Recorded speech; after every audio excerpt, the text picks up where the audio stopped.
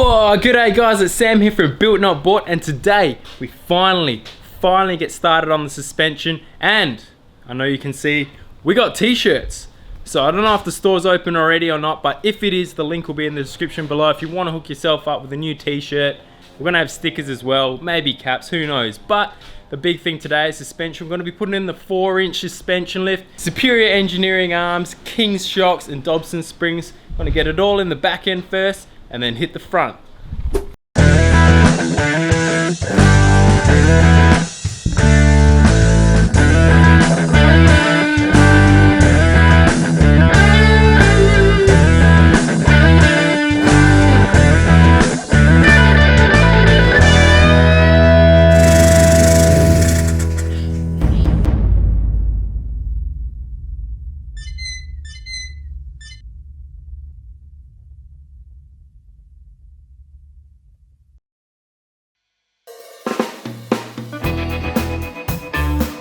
Alright guys, welcome to episode 5. This week we're going to be taking out the rear suspension and replacing it with new gear. I think the best way we're going to do that is use the engine crane to lift up the chassis, roll out the back diff, give it a clean and a paint, put it back in with all the new gear, and then we hit the front.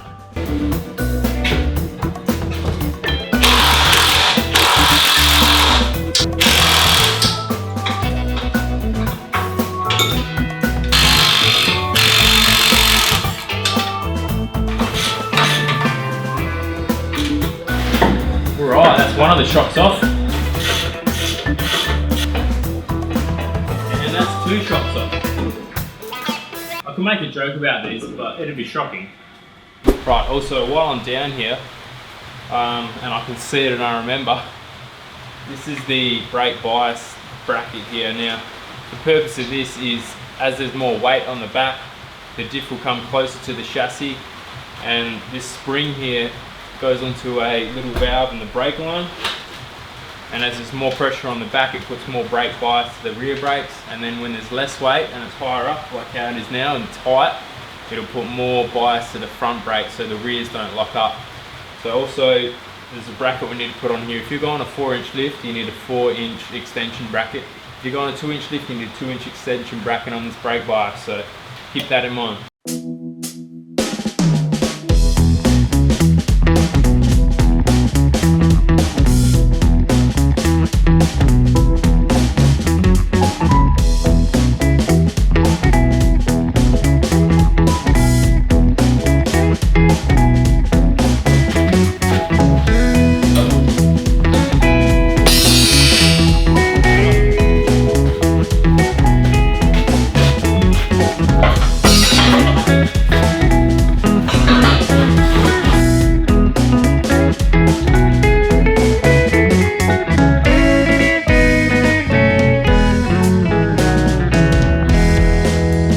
What do you reckon of the new lowrider?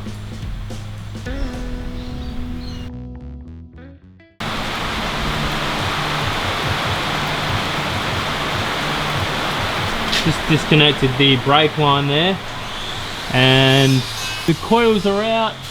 And now the next issue is these stands I've got aren't big enough, so the diff's not going to clear the chassis as it goes out.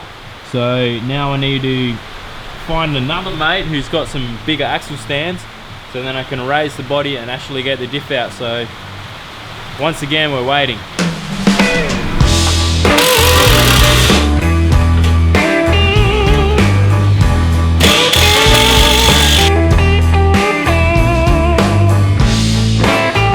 Okay, this one's held tight. The trick for tight bolts, jack that bitch. Cool.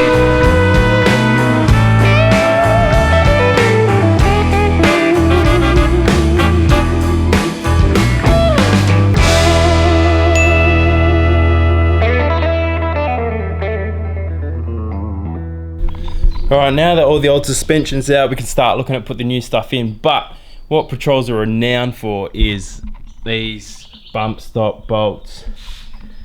You wouldn't believe it, but all 4 of these snapped off inside the chassis rail. So a bit of drill and tap, I think, or not sure what I'm going to do yet. I might just weld the new bracket around the outside, but we'll try and get these out, see what happens. Ladies and gentlemen, what you're about to experience right now is like a kid in a candy store, but probably 100 times more excited. Let's get into it.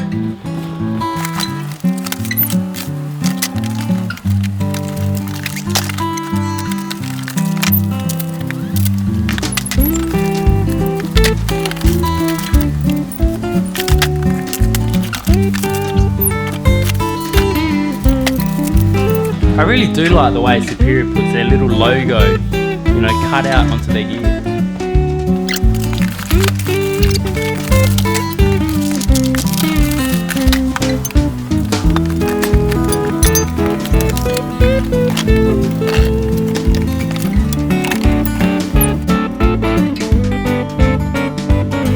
So there's a mess I made. God, it was fun though. So we've got most of the parts out now. I've got the airbags I'll leave in there because they're all got other stuff going on in there, but basically all the arms we've got here. So I've gone for Superflex hybrid arms. We've got plus 10 lower control arms, upper control arms adjustable, your drop boxes, sway bar links. I've gone for these shock tower mounts here, a bit stronger and a bit higher to house these badass King's off-road remote res shocks. 22 clicks of adjustment and sitting on a set of Dobson coils. I love Dobsons, always have, always will run them. They're a cool color as well. And being a ute, I've gone for that rear brace support. So we'll have a quick bit more of a dig and look into this now, and then get them on the car.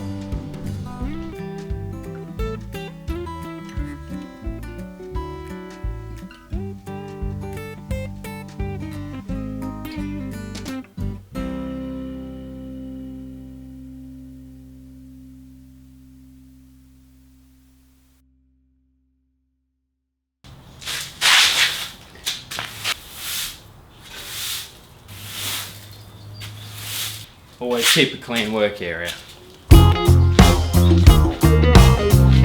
Alright guys, I'm going to start by installing this cross bracing first, since there's no weight on the towers here. So first step is just to move all these brake lines out the way, so we can slide it underneath. For novelty, tell it like it is. What you defending, I'll never know. Still the fool that I am, baby, wonder so. Was it all smoke and mirrors? Was any of it real? Not all is gold. Now when installing these bolts, you want to use a double Loctite on here because you don't want these coming undone when you do them up. It says to feed the nuts through the bottom, sorry, the bolts, and then the nut goes on top. Drawn aside, smoke and mirror, girl. I'm done with your lies.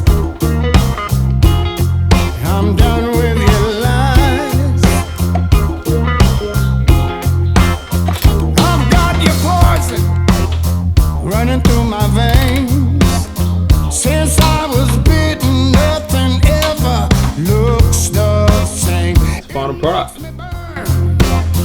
It makes me cold with your kisses. This fool.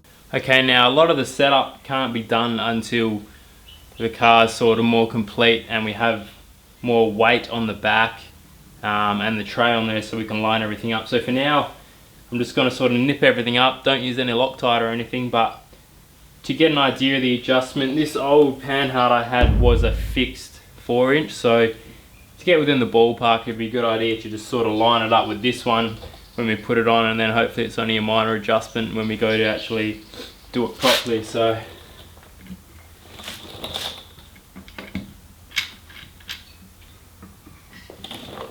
alright, now it's got it pretty close, so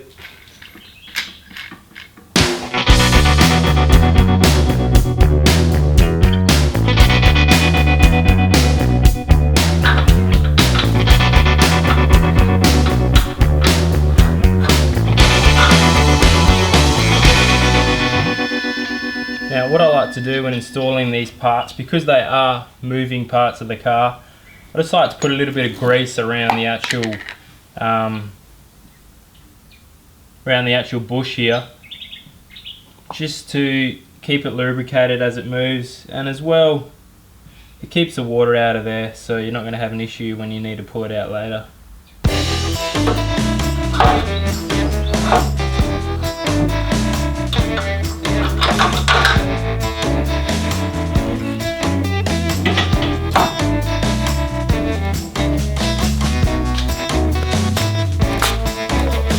Now it doesn't really matter what length you make these, but it does matter that they're the same length, because when you put them in, you want them even, and then when you make adjustments you just count how many rotations you make. But if they're off to begin with, you'll never know how to match them up together, so keep that in mind.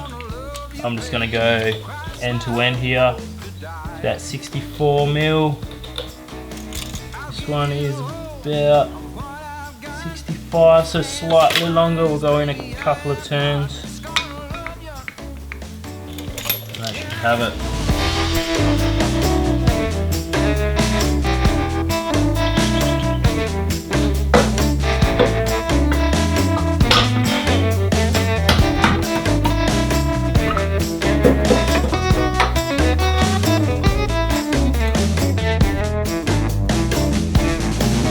Here's an opportunity to see that on the instructions here. It tells you the driver's side, passenger side, which is the front, and we've got them set up like that because the ends are on an angle. It also says that the logo will be engraved into the arms when fitted correctly. The logo will be right way up, facing out and closest to the chassis mount. So if this is the passenger side, we've got the logo there on the outside facing up. And that'll be the front of the car on the chassis mount. Same with the other side, we've got the logo there, facing out at the front, right way up. This, as I mentioned before, are +10 fixed, so you can see lines up one end, and up this end you're about 10 mil longer on the lower arm.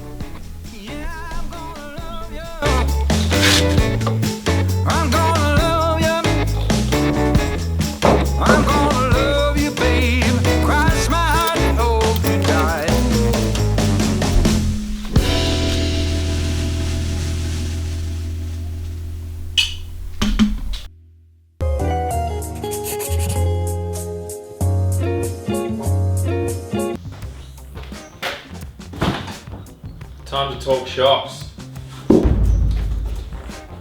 Bit info about these shocks.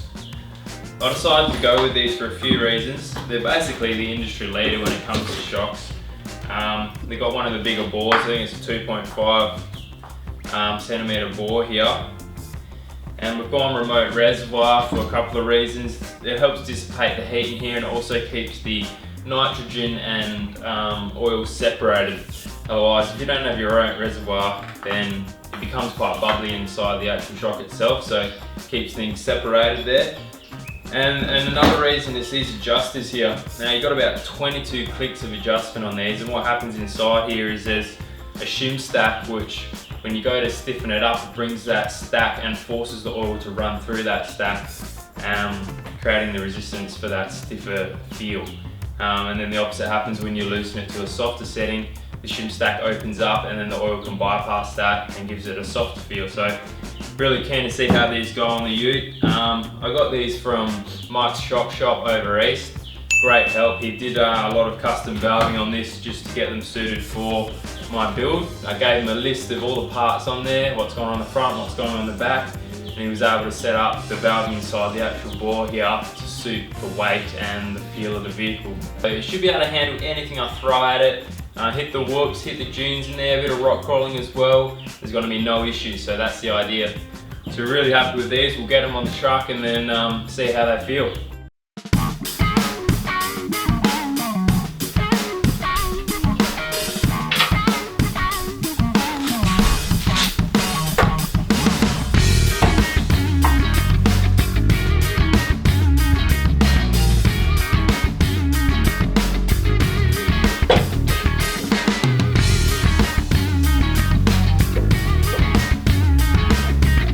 Uh-oh.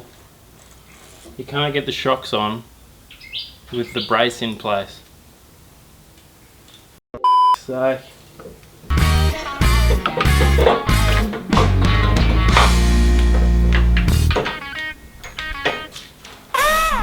it's doable, just. You can take this little spacer out and poke it in from behind and get it in with a bit of maneuvering. So, we'll get on the other side.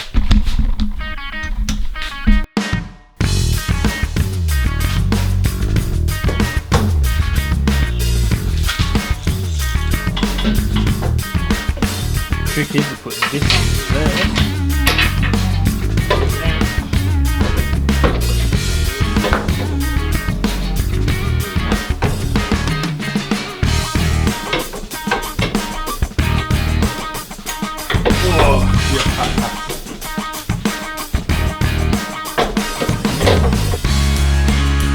I'm going to have to rethink the mount for these because it's fouling on the brake bracket there. We're going to have to put this res tube coming out the other side and run it a different way.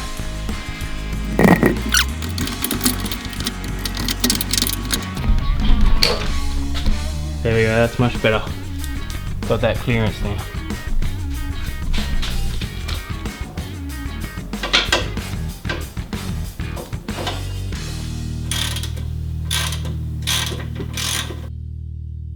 So we're going to lower it down now until we've got about 50mm at the bottom of the shock there, and that's where our bump stops need to finish.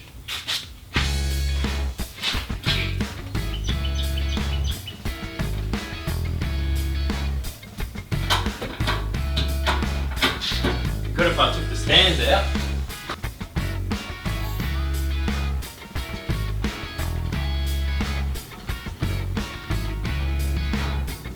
Okay, so right about there, you know, there's a protection for the shock there, and when the bump stops in and that's compressed up, you still have a bit of play in there. So I reckon that's pretty close. We'll roll with that, measure the gap here between the chassis rail and bump stop. Sorry about all the noise going on, but we got a HQ being built over there, and I think more of the HQ being built over there. Who knows? Maybe it's season 2 of Built Not Bought. Nah, I don't know. Anyway, right now we are going to look at putting these airbags in. Now, I've got the coils in just to get ride heights and that sorted out, but we'll pull them out and get these in there. So it looks like a pretty basic kit. I haven't gone for the full extreme like self-leveling system, like there's still coils in there. This is basically a couple of nozzles at the back, and you just use a compressor, put in like 30 psi or something like that, just to assist in holding the weight of the canopy. So just a basic couple of air lines. We've got bags that go over like anti-rip, anti-puncture sleeves, and a couple of stubs go on top there. So I think way back when this thing already had airbags, because there's a couple of holes here. Yeah, have a look. Yeah, there's a couple of holes here from when airbags used to be in it, which means the mounting for oh god. So the mounting for these nozzles here can go straight in. So I've done that already, and now we can just run the lines, find a nice route back across to the top of the towers and then into the airbag. So let's get to it.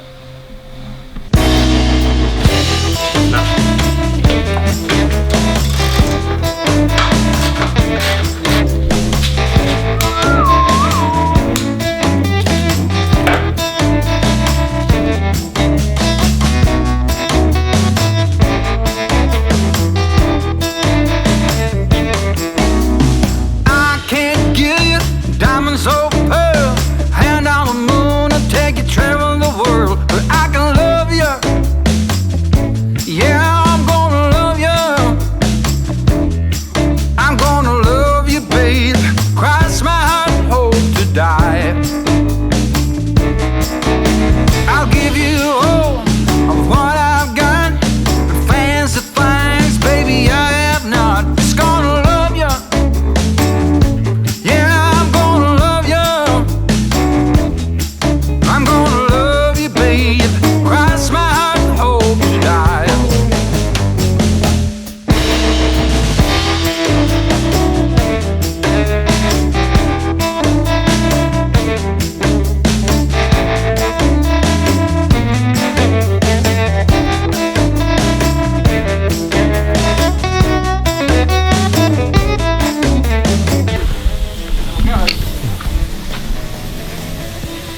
finger width.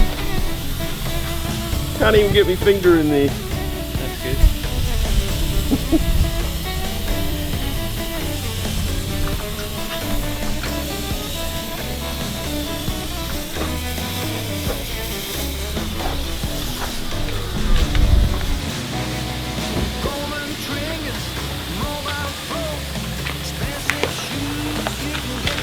Oh yeah, it's got like 0 brake.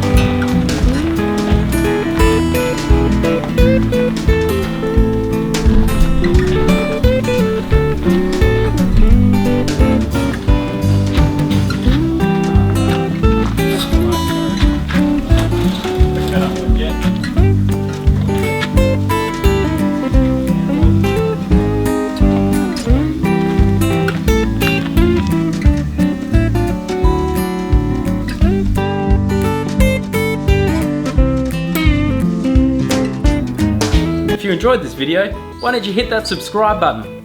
If you didn't, just hit it anyway, it's free.